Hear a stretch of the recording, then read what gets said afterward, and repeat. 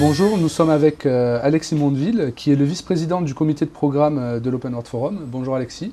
Bonjour Jonathan. Pourriez-vous vous présenter? Alors je suis Alexis Mondeville, donc je suis associé fondateur d'Ayeba, qui est une société de conseil en organisation.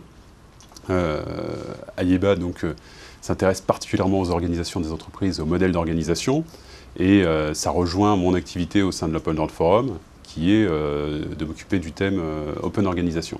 Justement, qu'est-ce que regroupe ce thème? Qu'est-ce qu'on entend par Open Organisation? Alors on va s'intéresser à la façon dont les entreprises peuvent s'inspirer ou utiliser les modèles d'organisation qui sont nés avec le logiciel libre. Et on va le faire sur différents aspects. Alors on a une session par exemple qui va s'intéresser à comment le marketing va évoluer au XXIe siècle en s'inspirant de ces modèles d'organisation ouverte, avec deux sessions, une avec Charles Schulz, Simon Phipps, Carlo Piana, et une autre animée par Rory McDonald, qui est vraiment très tournée marketing.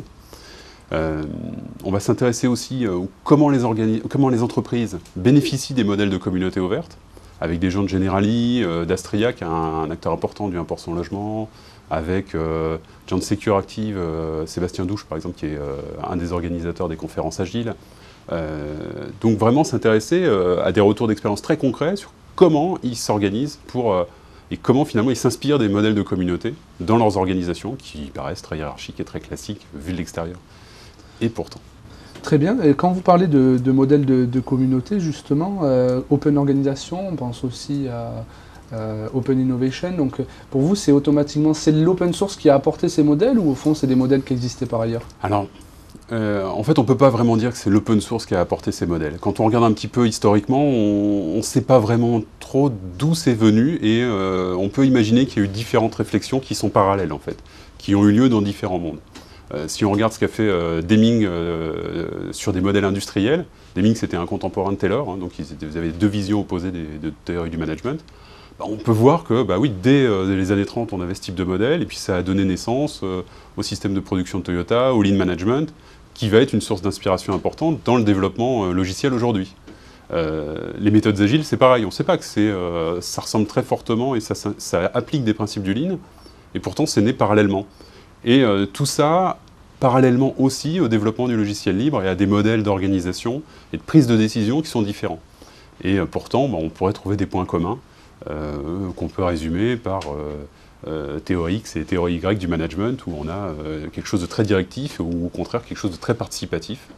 Et ces croyances génèrent elles-mêmes des modes d'organisation et des développements d'organisation très différents.